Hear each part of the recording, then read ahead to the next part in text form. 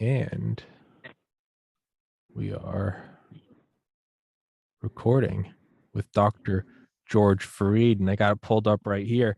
Your book finally out, overcoming the COVID-19 darkness. How to doc how to doctors successfully treated 7,000 patients by you and Dr. Brian Tyson, which paperback's out and Kindle version. I pre-ordered it, as I showed you. Will be out on, I think, January 24th, 2022. So for everybody listening, I'll put that in the description, and you can go grab it. Also, as always, I'll put in your Twitter and websites and all that good stuff. But Dr. Freed's been on here several times, and I think most of the times you've been in the hospital or at the doctor's office while doing it. Yeah. So to not, what I really wanted to kind of touch on is, so I listened to the episode with Dr. McCullough on Joe Rogan, as well as Dr. Malone, and Dr. Malone gave you a shout out. But there's a lot of people that still kind of take, it's moved, the Overton window is moved. It's moved from ivermectin's just horse paste to some people saying, okay, it has some human benefits, but I always point people to episodes I've done with you where I'm like, this guy has genuinely treated thousands and thousands of people with the early treatment protocol. A lot of people still don't know that. They still think it's unproven or it's misinformation. So now that I have you here, could you please go in and just kind of give a synopsis of just how many people you guys have treated, what your success rate has been like, and that this isn't fake news or misinformation or whatever people want to give it. Could I just get it from your mouth? What have you guys done? Absolutely. Well, it's based upon the efficacy of hydroxychloroquine, which was from the outset a cure for COVID-19 if it had been given properly in the right dosing. And it was shown in SARS-CoV-1 in 2005 to be antiviral for that, and it's a agent that's been used in China and to curb their pandemic, effectively South Korea, and then around the world where third world countries are far better in the death number of deaths per million, for instance, compared to the Western world and the United States, largely because they falsely stigmatized a very safe and very efficacious agent, multifunctional agent. It's not the only one, but it was what we used from the outset, following the guidance of Dr. Raoult in France and Zev Zelenko in New York, and combining that in a multi-faceted or multi-drug therapy with doxycycline primarily, or azithromycin, zinc, very important because HCQ is an ionophore for zinc, very effective one, much better than others that are also being recommended, but it's the best for that. And it has other antiviral functions on the molecular level that are well established in terms of blocking cellular functions needed to assemble the COVID-19 virus. And so we started using it in March 2020. Brian Tyson at the All Valley Urgent Care Clinic, and me in my clinics, and also working there with him. And we amassed a record of now well over 7,000 patients who are mild to moderate to high risk that were covered within days of receiving this therapy and without side effects. So there are 290 studies around the world now, many peer-reviewed, that are confirmatory for early treatment and incorporating hydroxychloroquine, or we use with the ivermectin now because the two synergize, but we didn't for the first 10 months, and we had thousands of responding patients who never went to the hospital. And so we didn't veer from it. We were castigated and inappropriately and threatened, but as long as we were helping people, we wouldn't change. And so that's what we're doing now. And it's just so sad that it got politicized and it got undermined by bad people, very bad people, at the detriment of hundreds of thousands of lives that were lost and suffering beyond that. So our book that you mentioned, thank you, Tommy, is a work that gives our sojourn and gives all the documents and facts and statistics.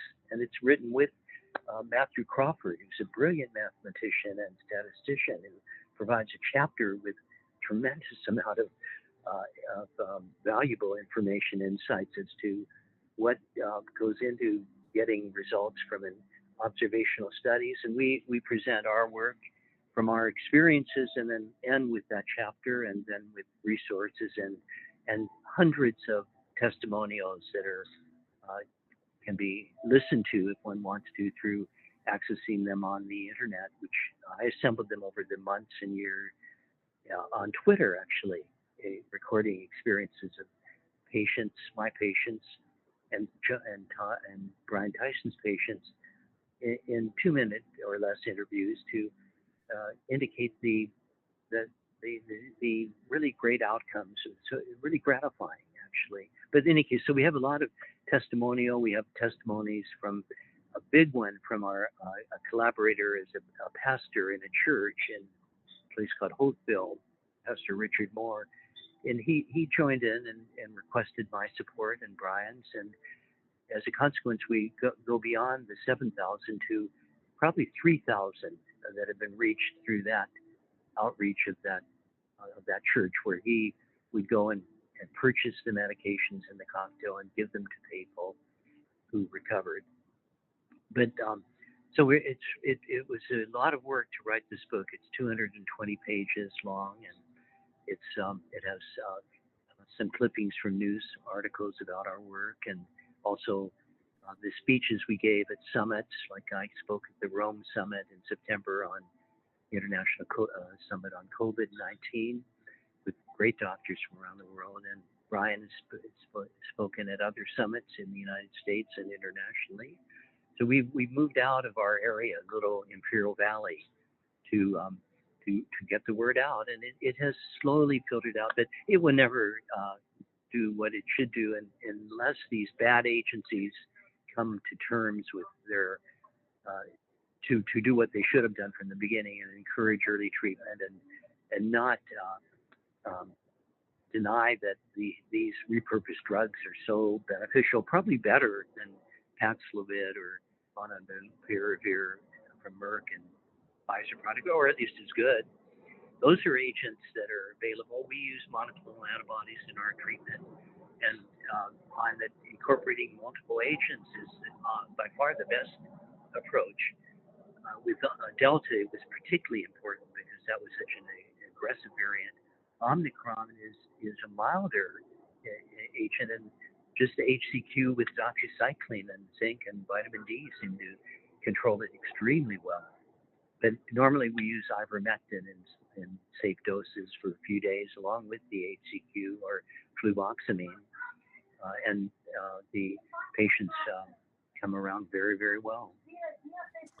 Now, and I know we've gone over this in past podcasts, and I know it's in your book, so you have to excuse me for beating this dead horse, but could you, for the listener, could you just explain what exactly, really just to get it on video, just so I can point people to this, could you explain what you guys do from the time the patient comes in for early treatment to the time they're quote unquote better? What happens? What do you give them? What is the order?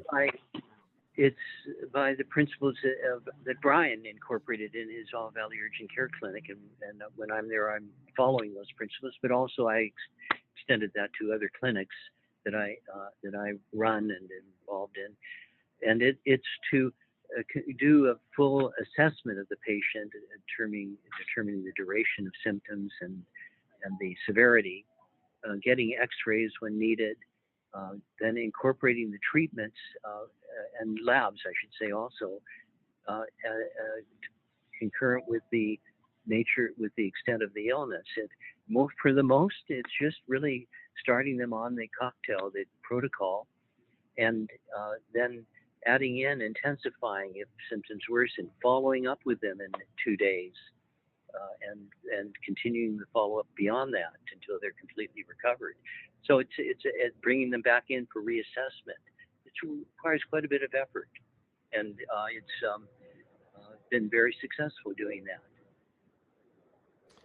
Is that what you're asking?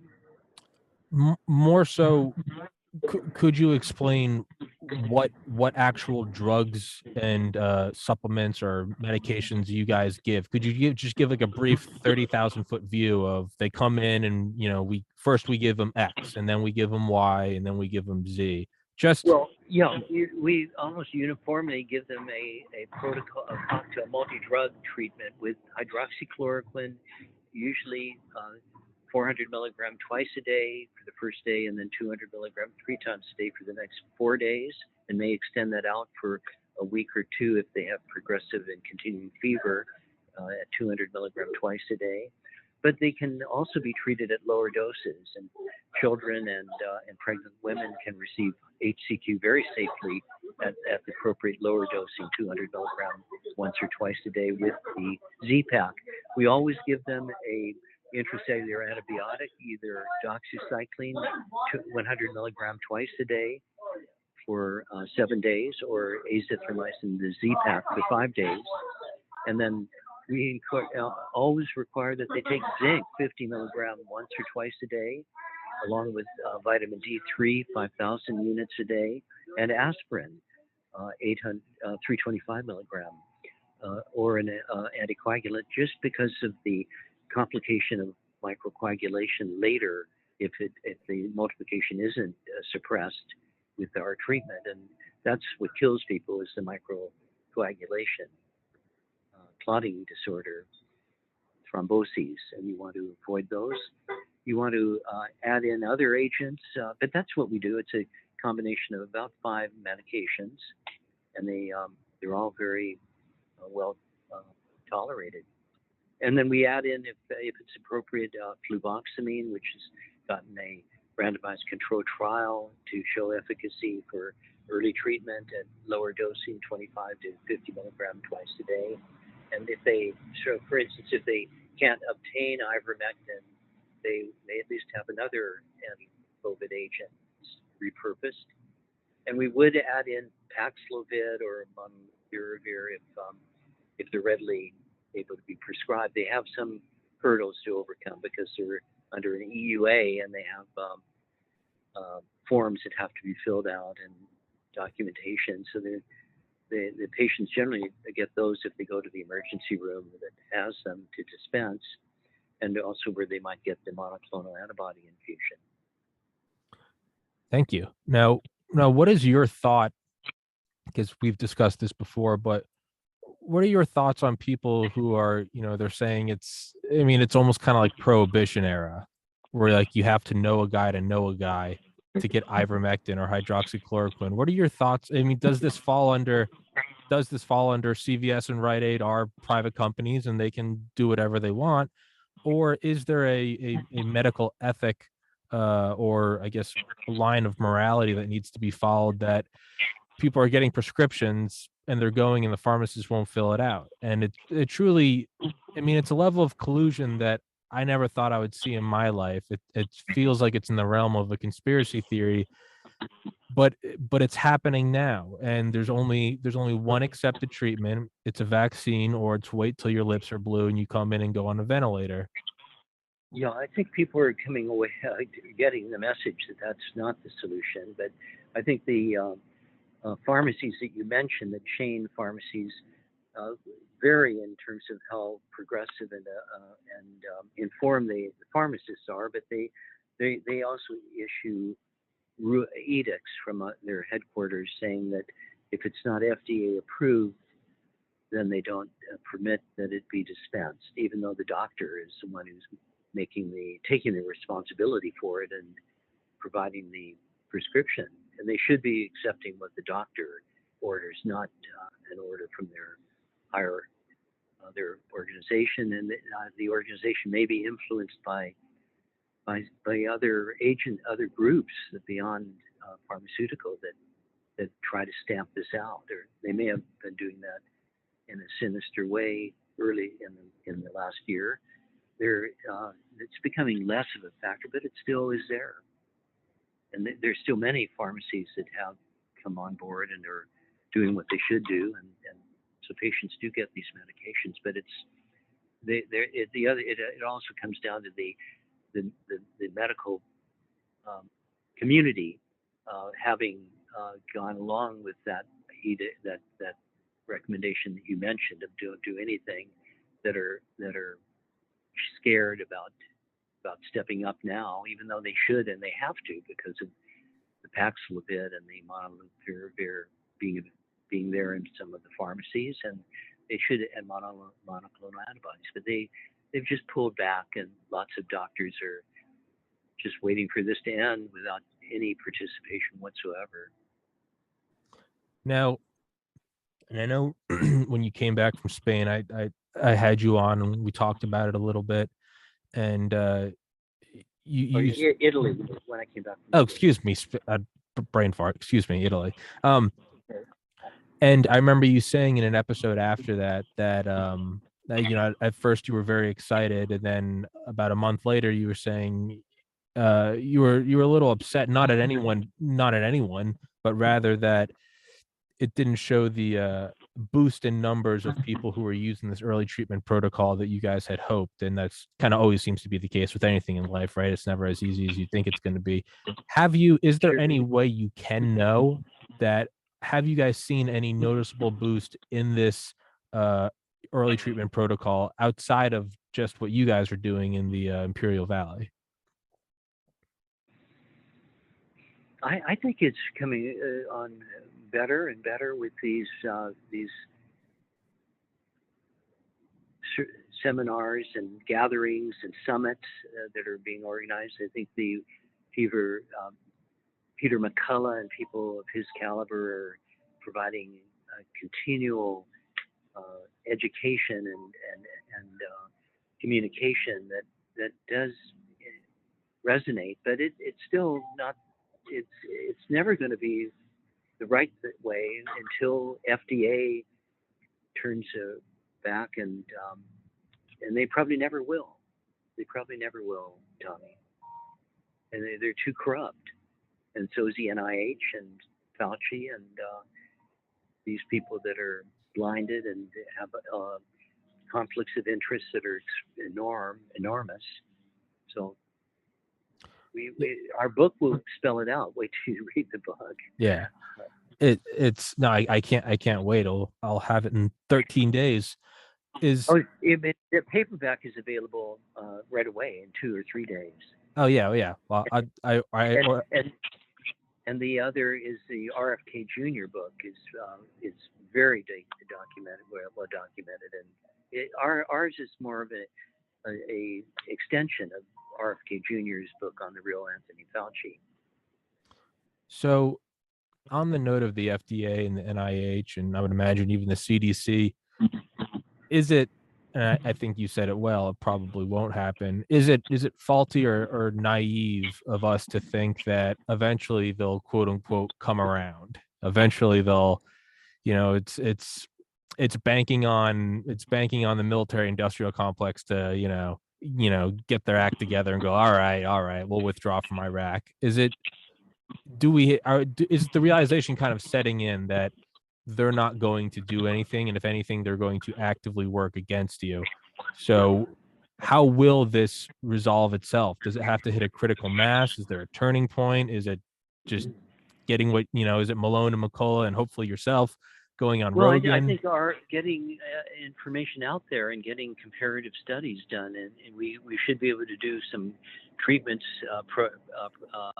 clinical trials where we compare Paxlovid to HCQ, ivermectin, or to our cocktail, or to molnupiravir, and we can. There are all sorts of good options now. We never felt comfortable about doing a randomized placebo-controlled trial during the pandemic because we couldn't ever consider not treating a person, giving them a placebo and watch them decline. That absolutely would not be any type of trial that I would ever participate in. But now that's our board of supervisors. Brian and I spoke to the county supervisors of the Imperial Valley several weeks ago. We got harassed for doing that by other doctors in our community who have never been on board or looked into this and treated on the front line, but they just didn't want any more information to come out that went against the standards of the CDC and the NIH and the FDA, which are mass vaccination, repeated boosters. We wouldn't be in this mess if it weren't for the repeated mass boosters and mass vaccination. We wouldn't have Omicron. And then the Omicron basically requires, in some instances, that you be boosted to be able to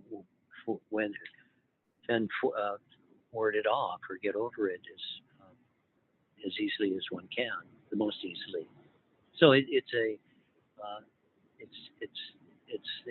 in our county board of county supervisors, they listened to Brian and myself, and they were very respectful and appreciative, and they actually proposed to provide money to do a trial in our area, which we will likely take them up on and maybe extend it. It should be a general, worthwhile, broad trial comparing now like Paxlovid treatment to HCQ plus ivermectin and perhaps other things, and even monoclonal infusion. And that'll show, probably they'll all show efficacy, but our experience has been so good with HCQ, I doubt that these other agents will surpass it. And in fact, resistance to them is likely to occur.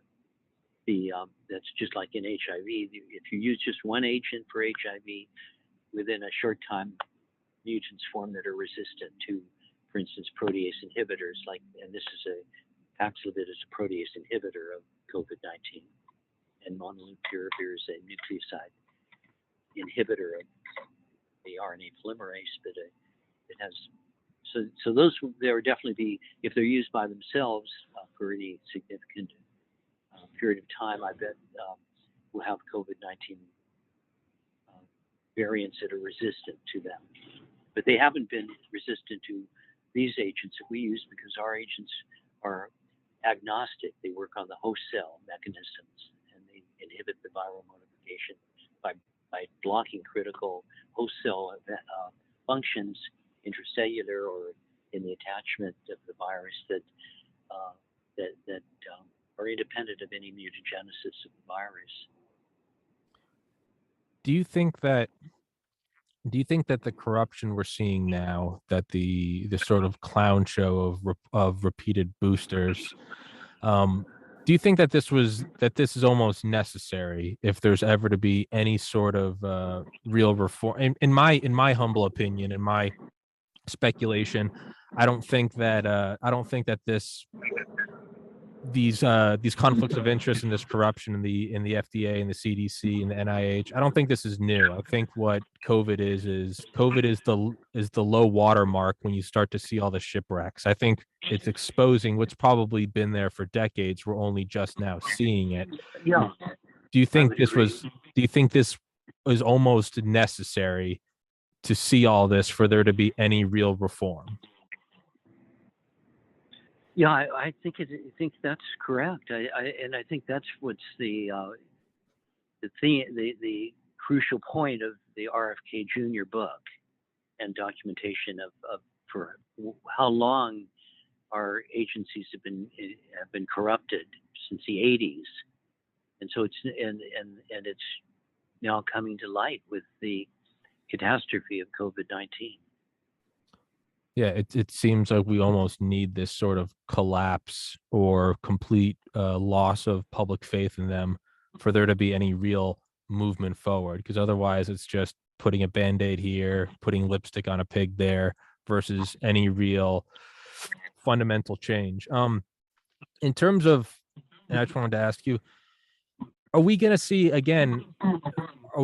any real stoppage of the perpetual boosters as Israel's now mandating the fourth shot and they still have wild infection rates? Are we going to see Yeah, that here, or do you think people are just going to keep lining up for their 10th, 11th booster? I think it's this mass formation psychosis, Yeah. really, that you brought out so well. That until that's dented and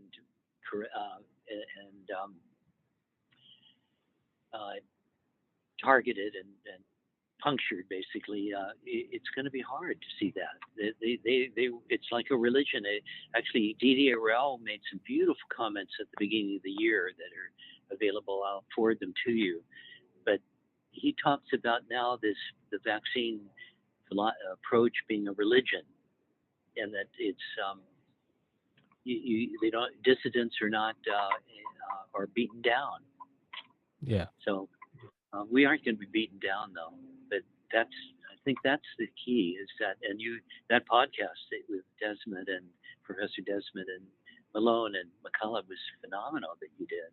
Oh, thank you. Yeah, that conversation was so far over my head. Those guys are all brilliant. No, you were, it wasn't over your head, Tom. Oh, thank you. Yeah. Oh, thank you very much. Flattering. Not, So, but with things like this, like this psychosis, it seems like what's the Winston Churchill quote? If you find yourself in hell, keep moving. Keep going forward. If you're in the fires, keep moving forward. It seems like, again, in my humble opinion, it seems like the only way this psychosis can be broken is through doing it again and again and again. Like, it might not be until the person is getting their 10th booster, or that they got their 10th and then they decide not to get their 11th and now their vaccine passport's revoked. We might not see any real change until people awaken on their own, because no one wants to be right. To truly learn something, you have to at least perceive that the idea is your own. If someone tells you got to do X, Y, and Z, you're not going to do it until finally one day you realize, hey, I got to lose weight, or hey, I need to be better with money, or hey, I need to whatever, call my parents more. I need to be a good son or boyfriend or whatever. Is it going to take a repeated admission of boosters? Is it going to take seeing more and more people that you know and respect getting banned from social media? Is that and now we're kind of even delving away from medicine and more into the psychology of all of this. Is the only way the population is going to, quote unquote, wake up from this, is it going to be through repeatedly going through the motions again and again and again until finally, one by one, you kind of go, hey, what the hell's going on? it could be. That's pretty depressing, Tommy. Yeah. I hope not. I Yeah. hope not. I really do. I think we're moving in the right direction with our efforts. It's a big um, mobilization of good people with the truth, and that has to win out. That's all I can say, and that's what we present in our book. Yeah. So we may make a little nudge in it through having worked so hard on that story that we're telling, and the presentation. That's all I can say right now. Yeah. Well, We just have to continue what we're doing in our own circles and continue to have people like you contacting us and helping with this messaging, and education. well, I'm happy to do it, and I will be sure to when I get it on Kindle, I'll be sure to read it and have you back on for an episode about that. But for now, Sure. Have Brian Tyson on also. I would love to have him on. We tried to get him on that one time. He was a no show. He ghosted us. Oh, he's available. Yeah. He can be made available. Well, I'll have you twist his arms, get him to come on. Dr. Freed, closing thoughts. It's time to get people on good treatments. More treatments are available, and just get people to know the truth of the COVID-19 is very treatable. It gives it responds to multiple types of medications, but there are a series of them now, and so one should have access to them and try and move on, adapt depending on the symptoms and the response of what the individual is having. I think that we're seeing such a surge of this Omicron and throughout the population. It's going to create a significant amount of herd immunity. But who knows what the next variant is going to be actually, and we've got to be on the guard for that. But I'm trying to be optimistic now and trying to get people through the present severe surge in this pandemic. Yeah, that's really all we can do right now is kind of take it day by day and move forward. And yes, exactly. It's really pretty simple. You just have to do the right thing. And I know that sounds so cheesy, but it's like it's not complex. There's no secret formula. It's like do the right thing, tell the truth, don't censor anyone, respect everyone's beliefs. And if they're wrong or you're wrong, you got to be open to that.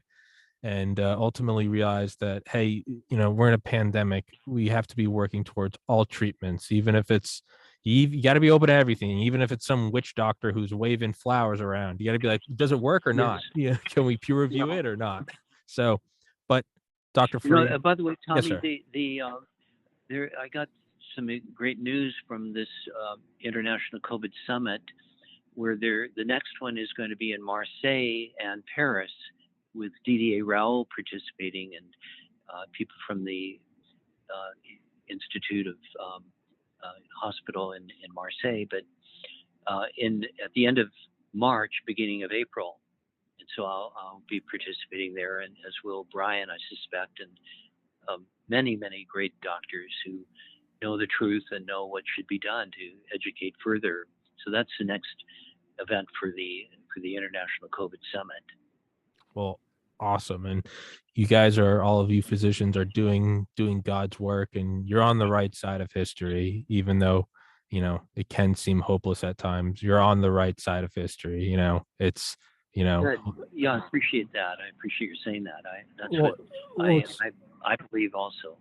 Well, it's true, and not everybody gets to see the arc turn their way. Sometimes you die with no one believing you that you think the earth is a sphere instead of flat. Sometimes, Joseph Lister got to see it. Actually, Joseph Lister got to get some credit about his antiseptic technique. But it is the right side of history. You have to do what you know is right, whether it's thalidomide or whether it's the opiate pandemic. You know what side you're on. You know what your oath is, and you just have to do the right thing. And that's it's, again, it sounds so simple, it sounds so cheesy. Just do the right thing, tell the truth. Everyone listening, I've said this before, you don't need to look up what the right thing is.